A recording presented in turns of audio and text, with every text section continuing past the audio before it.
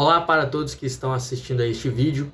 Eu irei agora apresentar os resultados de nossas pesquisas e também abordar alguns temas sobre economia e educação financeira. Este trabalho é da matéria de Economia e Educação Financeira do professor Flávio Constantino Barbosa. Meu grupo é composto por 4 pessoas: Arthur César, Matheus Pedro, eu, Pedro Lucas e Pedro Ricardo.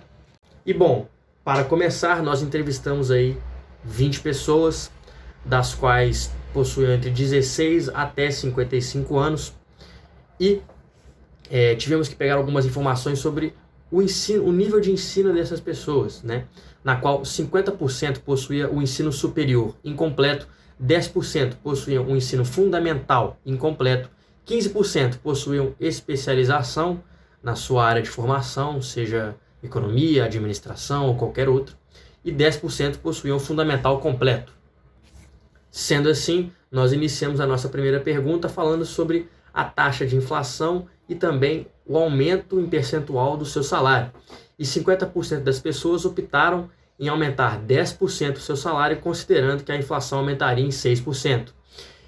E 45% também optaram em aumentar o salário em 5% e a inflação em 2%. Bom, seguimos aqui com as nossas pesquisas.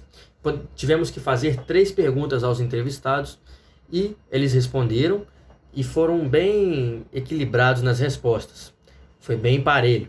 Eu vou ler a primeira, que é: em sua opinião, o orçamento nada mais é do que um instrumento de planejamento financeiro que deve ser utilizado por todos, pois permite às pessoas compararem os preços antes de escolherem os produtos. Bom, 75% das pessoas concordaram com essa afirmação e 25% discordaram. A próxima pergunta foi: imagine um jogo de cara ou coroa. Se der cara, você perde R$100. Caso dê coroa, você ganha 150. Você aceitaria essa proposta? Bom, fizemos essa pergunta aos entrevistados e 60% diz que não aceitaria e 40% aceitaria.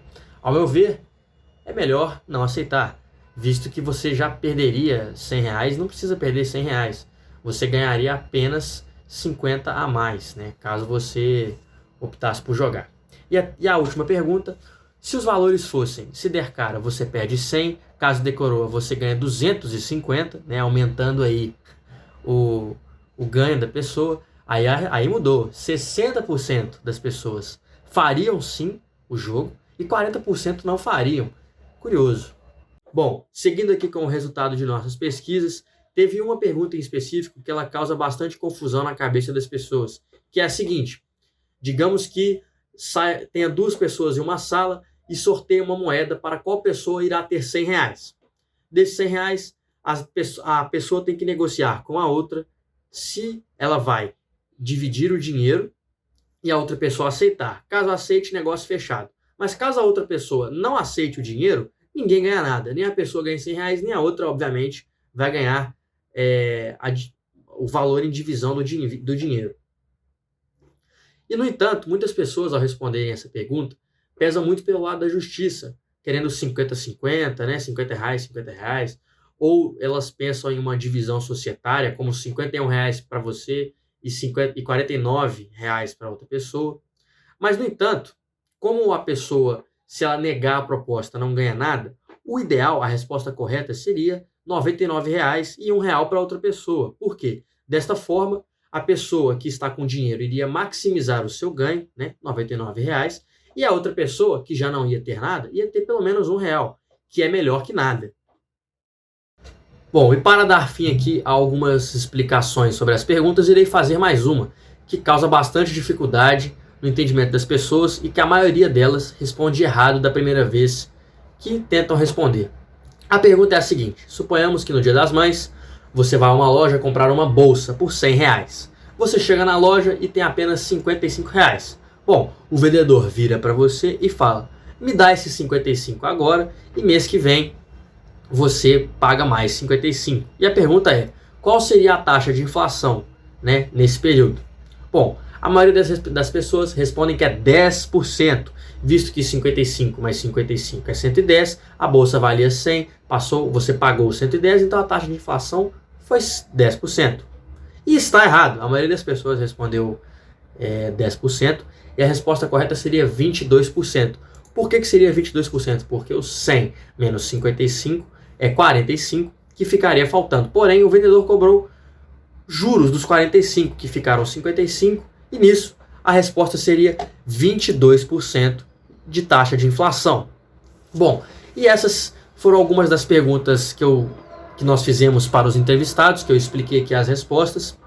E no final do questionário, no final das respostas corretas que demos aos entrevistados, obtivemos aqui uma porcentagem das pessoas que ampliou o conhecimento e vai aplicar, uma que não ampliou o conhecimento e não vai aplicar, e que não ampliou o conhecimento e já adotava esse comportamento, né, que as pessoas faziam em comprar bens ou planejar, fazer orçamentos, né, se planejar financeiramente. E 95% das pessoas entrevistadas afirmaram que sim, os seus conhecimentos foram ampliados sobre a educação financeira e que sim, pretendem seguir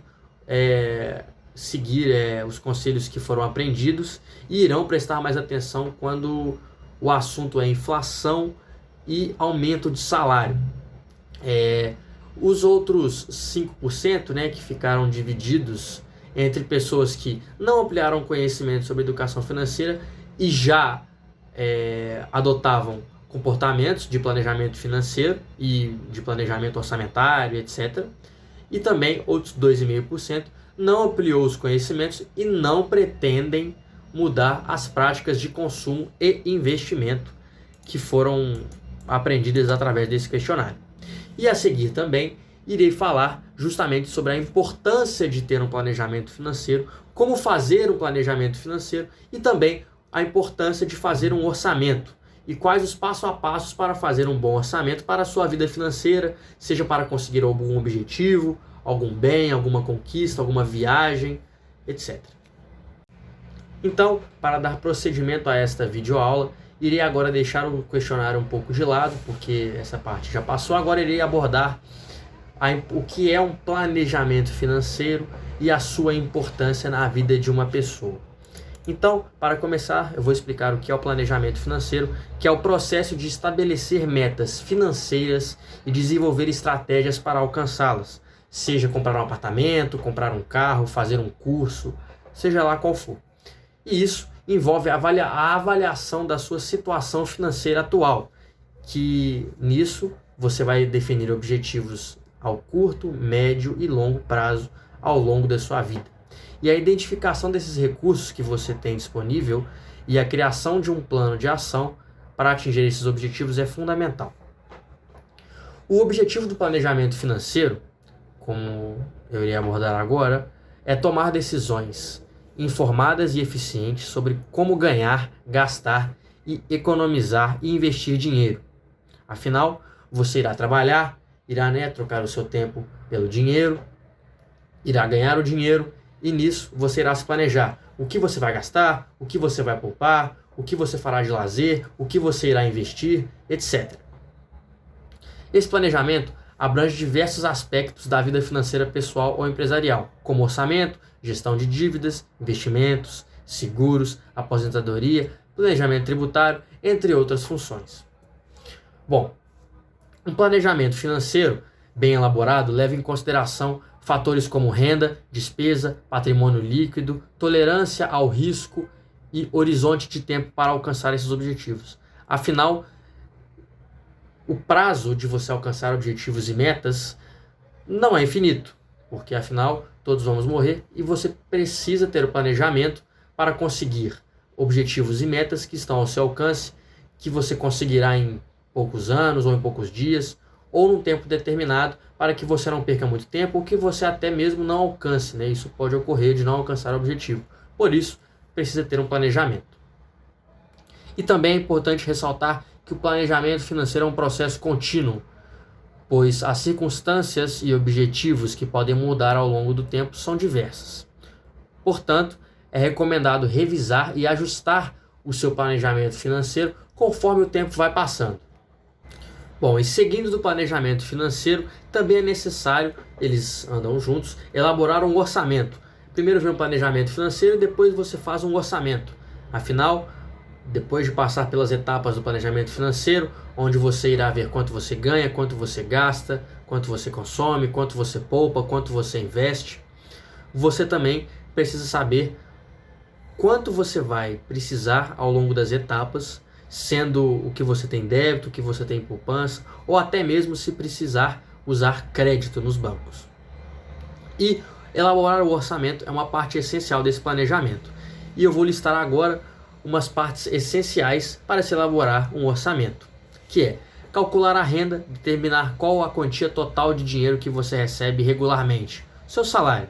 Isso inclui salário, renda extra, benefício, aluguel, entre outros. 2.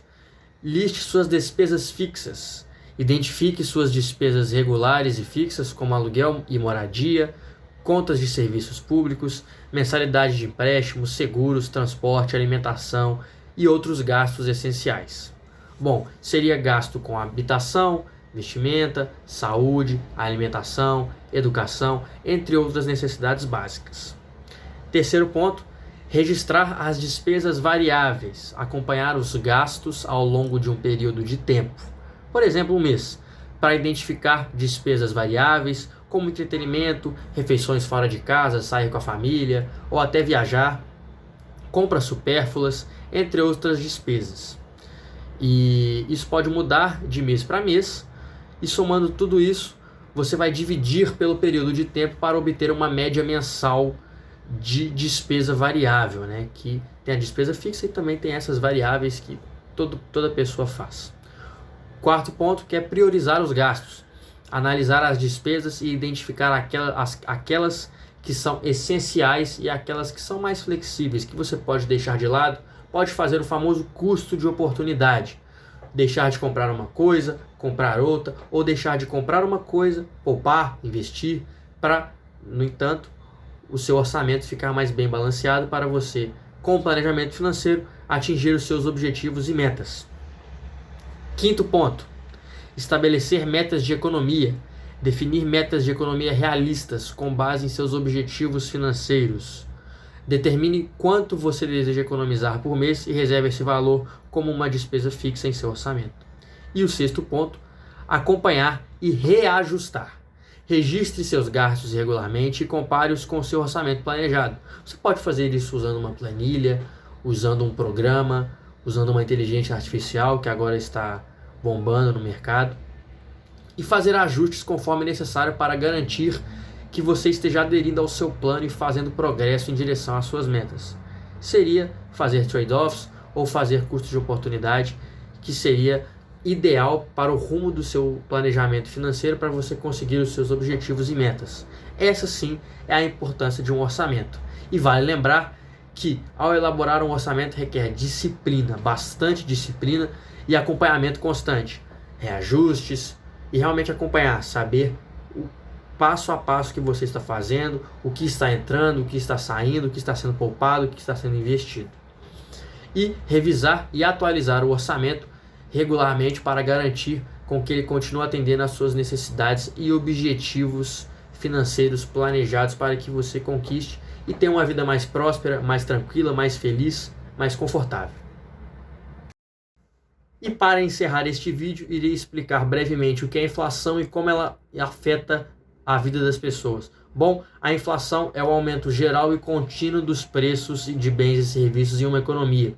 E ela afeta a vida do consumidor da seguinte forma: diminui o poder de compra das pessoas, aumenta o custo de vida, reduz a poupança e o investimento das pessoas, impacta na aposentadoria dos mais velhos e ocorre também uma incerteza de planejamento e dificuldade. Bom, por esses motivos, é importante que os governos e as autoridades monetárias implementem políticas adequadas para controlar a inflação e manter a estabilidade econômica, visto que assim as pessoas conseguiriam ter uma vida financeira mais tranquila, uma vida mais próspera, sem incomodar os seus planejamentos, seus orçamentos, seus objetivos de vida. E bom, este foi o nosso trabalho de economia e educação financeira. Um forte abraço e até a próxima.